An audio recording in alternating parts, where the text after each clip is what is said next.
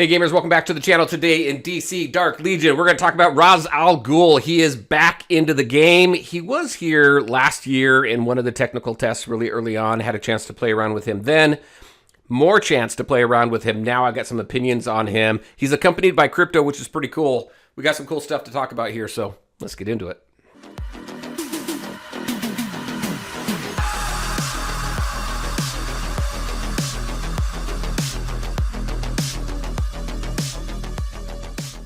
All right, and welcome back. Let's go ahead and talk about Ra's. Like I said, he was part of the game in an early technical test early last year. And he's got an interesting kit. We'll go ahead and talk about that here in a second. I think really what's very cool about his banner right now is you've got Crypto. We've talked about Crypto. We know that he's fantastic. So that's definitely a reason to pull on Ra's al Ghul's banner. Let's go ahead and take a look at his kit. So he is part of the League of Assassins. Enemies come and go. I remain. His kit is very interesting to me in the way that he sacrifices a lot of health. So he is an assassin class. I think also one thing to point out on this is that we're finding that the assassin class requires quite a bit of investment for them to be good. We've got Deathstroke. Let me just go ahead. Let's back out of this right here. Let's go up into here and go to assassin class. Deathstroke we know is great. He's fantastic. He requires a lot of investment though. Nightwing we know is amazing as well. Doesn't require as much of investment as Deathstroke, but still requires a fair amount of investment to really be good. I don't know. Obviously, the goon down here, we're not even going to talk about her. Robin is okay. Again, requires a lot of investment. And I think we're going to find the same thing with Ra's al Ghul. This assassin class requires a ton of investment. So if you're a free-to-play or low spender, probably a bleed you want to pass on. Other than the fact that Crypto is here, that's why I'm pulling on Ra's al Ghul's banner mainly, is because Crypto is here. It'll be interesting to see Talia al Ghul. She's coming to the game as well. She was teased. I think she's going to be a Mythic Plus, but we'll see. We'll see what she is and what she can do. But let's go ahead. Let's take a look at Ra's al Ghul's kit here. So his first skill here, he sacrifices 10% of his max HP. It's not going to reduce below 1%. And dashes behind the furthest enemy, dealing physical damage. So he's a physical damage dealer. This here, in battle, for every 1% of HP loss, his attack increases. He loses quite a bit of health in battle. That's supposed to help with his attacks and make them stronger. He's got this spiritual resistance. It increases by 8% when taking lethal damage. Ra's al Ghul enters the Lazarus Pit to recover. If all allies, excluding summons, are defeated, he returns immediately, casts his ultimate, during which he's vulnerable. So we'll talk about his ultimate here in a minute. So if he gets taken out, he goes into his Lazarus Pit. One thing that I find, though, with him on the team, a lot of the times he's not going to come back and use his ultimate because the team, not everybody dies, unless it's a very hard battle. And even at that, when he comes back to launch his ultimate, it's not enough. He is a glass cannon that I feel he tends to die more often than not. Maybe he will be better at 5 red stars. But from my experience last year, as well as what I've been able to test so far, I think his kit still needs some refining. If we take a look at his ultimate here, so he draws power from the Lazarus Pit, sacrificing 15% of his HP. So he's going to sacrifice more HP for attack to deal physical damage. For every 1% of HP lost, the damage is increased by 1%. His passive, before each basic attack, Ra's al Ghul sacrifices 4% of his HP. He sacrifices HP off basic attacks as well. So it's not going to reduce below that 1 HP to deal additional physical damage. He sacrifices so much HP through his battle, I don't think that he's very good at low stars or blue stars or even purple stars. I think you need to get this guy into the gold and red stars before you start to see him being really, really good. I'd be really interested because right now I've just got him to 4 blue stars. Last year, I believe, I can't even remember. I think we only had 1 line of stars the last time he was out, and he was just not very good. So if any of you have him at higher stars, I'd be very interested to hear from you and your thoughts on that opinion of mine, where you really need to get him into the gold and red for him to be good, if he's going to be good. But I feel he's going to need quite a bit of investment in order to get there. And then his global passive here increases all champions HP by 2% and assassins champions HP by 2% globally. So when we take a look at the class itself, so he sacrifices quite a bit of health. Let's just take a look at the class itself again. Not the class, but let's take a look at the League of Assassins here.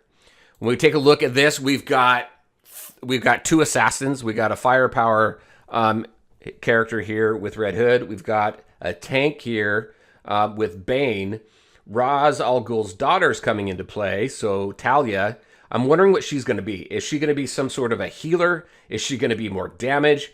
We have noticed that teams that are put together like this without a healer, they tend to suffer a little bit. When you've got some really good teams with really good healers like JLD, Superman family, then they tend to have more survivability and more usefulness in the game without having to do so much plug and play. So it'd be very interesting to see what Talia is going to add to this whole team and what tags she might have. So that is him. Let's go ahead. Let's take a look at his weapon. Let's go into the store here. House of Secrets. And it's right here. So this is his sword.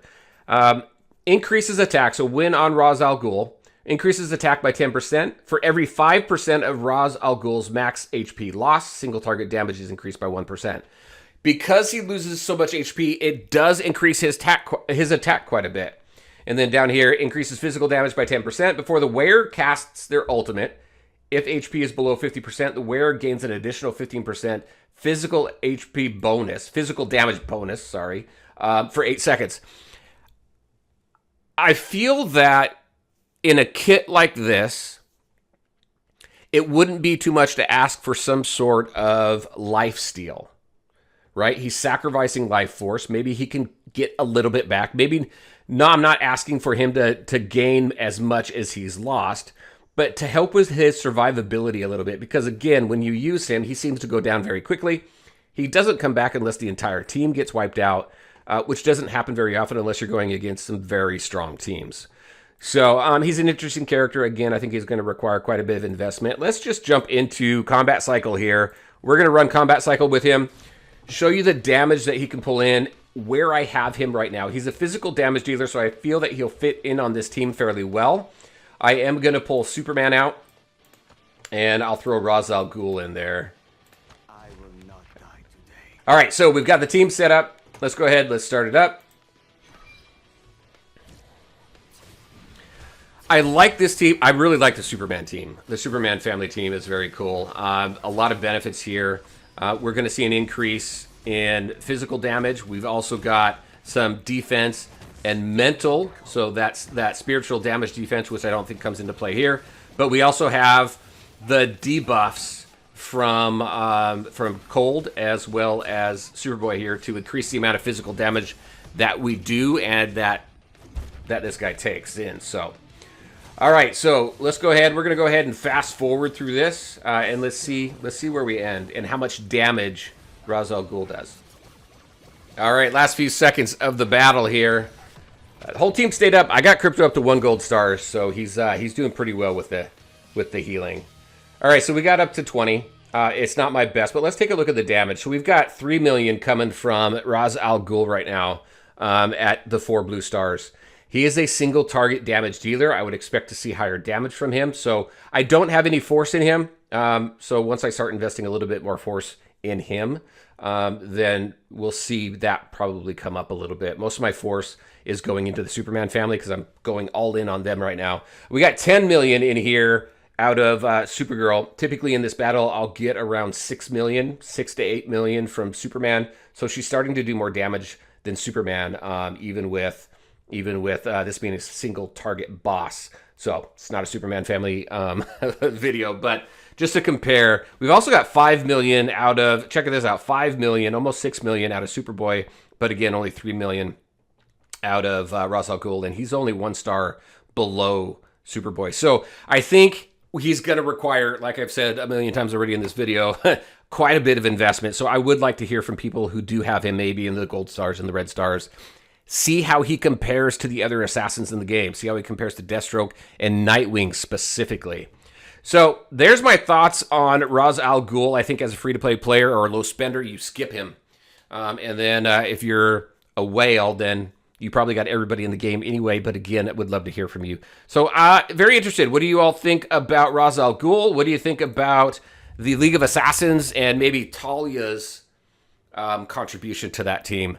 There you go, everybody. Those are my thoughts. Very curious. Let me know your thoughts as well. As always, I want to thank you all for taking the time to watch the video. If you liked it, make sure to hit that like button and share your thoughts and questions in the comments section below. Take care, everybody, and we'll talk to you next time.